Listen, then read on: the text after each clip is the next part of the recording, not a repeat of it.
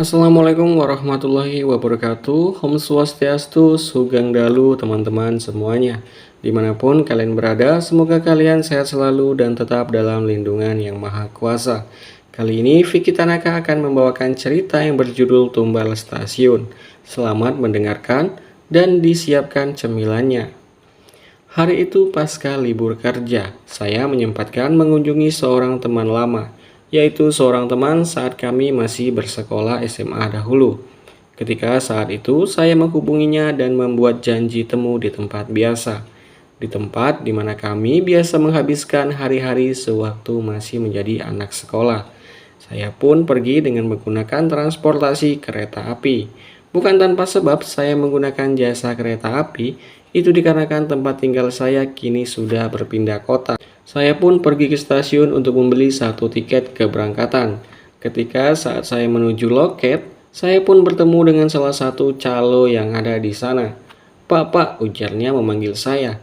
Saya pun seketika menoleh. Iya pak, kata saya. Bapak mau beli tiket, tanyanya ketika itu. Iya, kata saya. Ini saya mau ke loket. Maaf pak, tiketnya sudah habis terjual, ujarnya. Hah? Masa iya? Iya pak, ini kan masih siang, kata saya. Iya pak, tapi saya ada salah satunya. Jika bapak berminat, saya akan menjualnya. Tentu dengan harga yang murah saja. Saya pun ketika itu tidak melakukan konfirmasi lagi dengan pihak loket atau penjaga kereta api. Padahal jarak saya dengan loket sudah cukup dekat. Ya sudah, memang bapak mau jual berapa? Kata saya kala itu. 50.000 saja pak. Untuk harga normal kelas ekonomi itu 75.000, pikir saya. Lalu saya berkata, yakin pak hanya 50.000 saja. Saya pun bertanya lagi untuk memastikan, karena bapak tersebut menjual dengan harga yang sangat murah. Saya menanyakan kembali karena saya tahu betul jika calo selalu membanting harga tinggi jika sudah tidak ada lagi tiket. Lalu dengan wajah yang melas dan sendu ia berkata, iya pak, katanya, saya butuh uang itu. Tanpa menanyakan alasannya, saya pun akhirnya membayarnya. Ketika saya mengeluarkan uang, ia berkata sambil menjulurkan tangannya, bapak nanti tunggu saja di sebelah sana. Di situ kan nggak kelihatan keretanya pak, kata saya. Tapi kan suaranya kedengaran. Memang ada benarnya apa yang dikatakan bapak tersebut. Mungkin saya bisa sambil meluruskan kaki, pikir saya. Karena tempat tersebut adalah ruang tunggu yang memiliki kursi yang panjang. Akan tetapi tempat tersebut adalah ruang tunggu bagi kereta yang akan datang. Bukan ruang tunggu kereta berangkat. Gak apa-apalah, kata saya dalam hati. Nanti juga suaranya kedengeran. Lalu bapak itu pun berlalu setelah saya memberinya uang. Saya pun langsung memasukkan tiket tersebut tanpa memeriksanya lagi. Karena memang saya sudah hafal betul dengan jam keberangkatan kereta jurusan saya. Akhirnya saya pun berjalan menjauh dari loket, sembari menuju tempat yang bapak tersebut arahkan. Sesekali saya melihat keramaian stasiun dan memperhatikan hilir mudik kesibukan yang ada di sana. Saya pun duduk dan merilekskan tubuh sambil menaikkan kaki saya di kursi tersebut. Tanpa saya sadari kebisingan di sana adalah sebuah simfoni yang membuat saya mengantuk. Lalu saya melirik jam di tangan saya, masih ada 1 jam lagi. Ini cukuplah untuk mengisi tenaga, ujar saya dalam hati. Saya pun akhirnya tertidur pulas di bangku itu. Tanpa saya sadar, kereta saya sudah berlalu. Ketika saya terbangun, saya dikejutkan dengan suara klakson sebuah kereta. Saya dengan bergagap meraih tas dan segera berlari menuju peron. Ketika saya sudah berada di depan peron, pintu kereta itu pun langsung terbuka. Saya pun langsung masuk dan mencari nomor kursi. Ketika sudah mendapatkan kursi, saya pun duduk dan menghela napas. Akhirnya, kata saya. Lalu saya melirik ke jendela di samping saya. Beneran udah malam ya? Suara saya pun disambut oleh penumpang lain yang berada di belakang saya saat itu. Iya pak, ini kereta perjalanan malam. Memang ini jurusan mana pak, kata saya. Belum sempat ia mengatakan kereta tersebut ke arah mana, tiba-tiba kereta bergoyang lalu lampu display di atas pun berkedip. Ketika saya melihat ke arah belakang dengan sedikit meninggikan badan, di situ saya tercengang. Seseorang yang berbicara tadi tidak berada di sana. Lalu ketika saya menoleh ke lorong kereta di situ, saya terkejut karena hanya saya sendirian yang berada di lorong tersebut. Lalu saya kembali duduk dan mengingat sesuatu. Apakah saya berhalusinasi ya? Lalu saya membuka tas dan melihat tiket yang saya beli tadi siang. Betapa terkejutnya hati saya, tiket tersebut adalah tiket dengan tujuan yang saya sendiri tidak mengetahui bila ada stasiun yang bernama itu. Ketika saya melihat cetakan tebal dari nomor keberangkatan, di situ tertulis Fontek April 1923. Saya pun menggelengkan kepala dengan apa yang saya lihat. Seakan-akan saya melakukan perjalanan waktu atau time travel.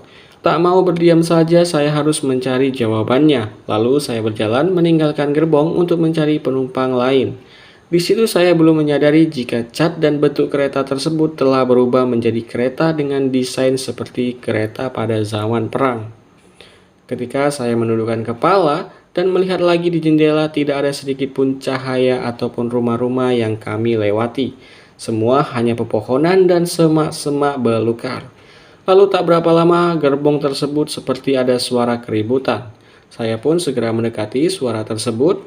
Ketika melihat di balik kaca gerbong, disitulah saya mengurungkan niat untuk mendekati suara tersebut. Karena apa yang saya lihat ketika itu bukanlah seorang manusia. Saya pun terduduk di lantai gerbong dengan penuh ketakutan. Lalu tak lama kemudian, gerbong di belakang berbunyi seperti ada yang menarik pintunya. Saya pun sembunyi di balik kursi penumpang. Ternyata itu adalah seorang kondektur yang datang untuk memeriksa karcis. Ia memakai pakaian yang sedikit mencolok, sebuah seragam pada zaman itu.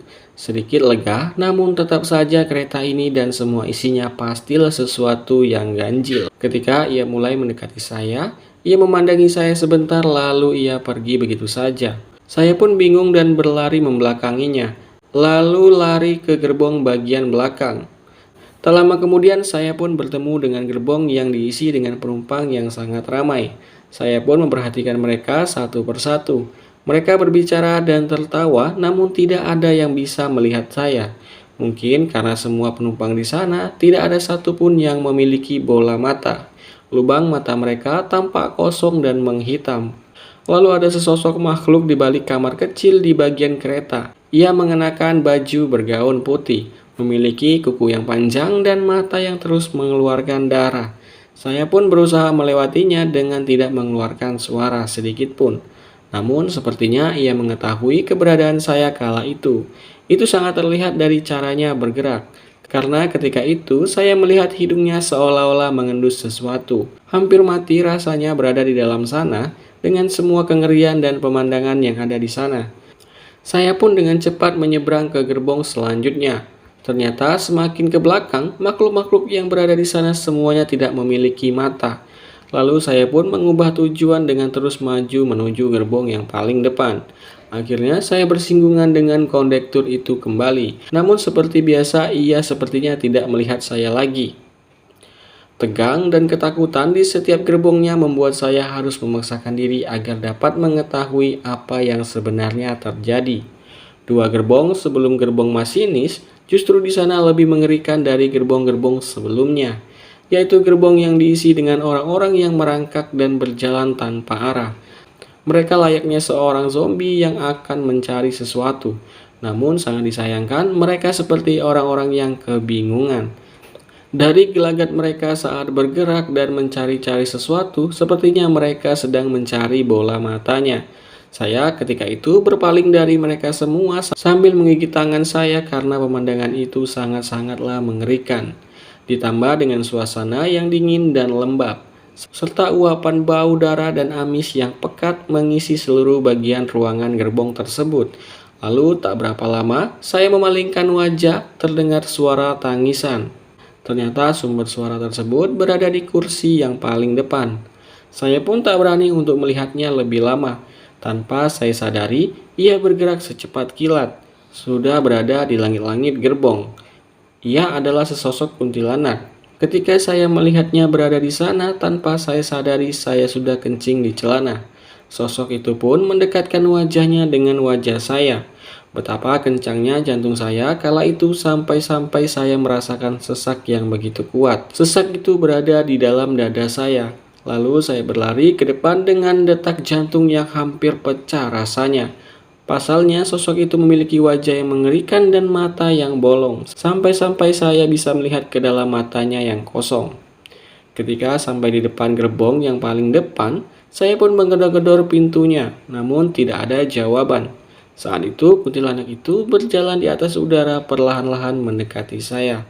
Ketika ia akan semakin dekat, pintu pun akhirnya terbuka. Saya pun langsung masuk ke dalam ruangan masinis.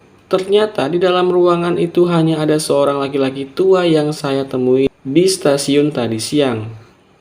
Saya pun menuntut penjelasannya, ia pun hanya tersenyum dan berkata, "Sebenarnya kereta ini tidak memiliki tujuan yang pasti.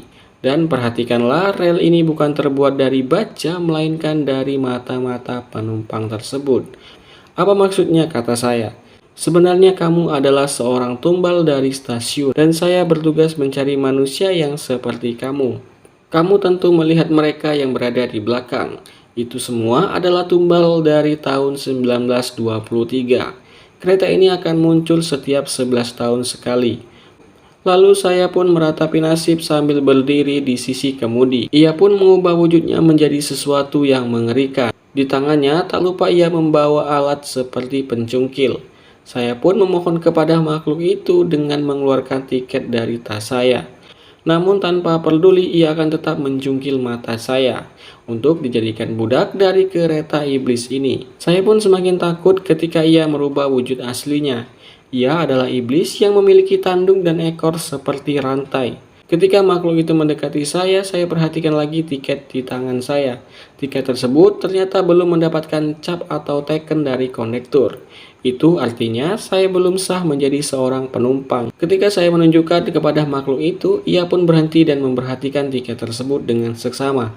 Lalu tak lama kemudian ia menarik tuas dan kereta itu pun berhenti. Lalu akhirnya saya pun dipersilakan untuk turun.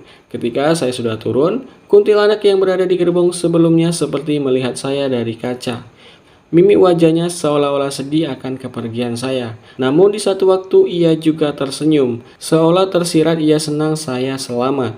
Dan ketika kereta tersebut berlalu, saya mendapati diri saya berada di sebuah stasiun kecil atau stasiun kelas C.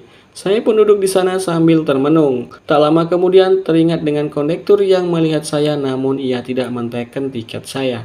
"Ya ampun, kenapa dengan saya hari ini?" kata saya. Hampir 2 jam saya menunggu kereta dan saya dihampiri oleh seorang petugas stasiun. Ia berkata, "Tidak ada kereta yang akan berhenti di sini. Karena ini adalah stasiun kelas C, tugas stasiun di sini hanyalah mengatur persimpangan di jalur kereta." Lalu saya pun diantarkan ke jalan raya dan dianjurkan untuk naik bus saja. Ketika bus sudah datang, saya pun berterima kasih kepada penjaga stasiun tersebut. Dan bus tersebut mengantarkan saya pulang. Itulah kisah dari seorang pemuda yang menggunakan jasa kereta api untuk bertemu dengan temannya. Akan tetapi, kereta tersebut adalah kereta siluman ataupun kereta iblis yang sengaja mencari tumbal.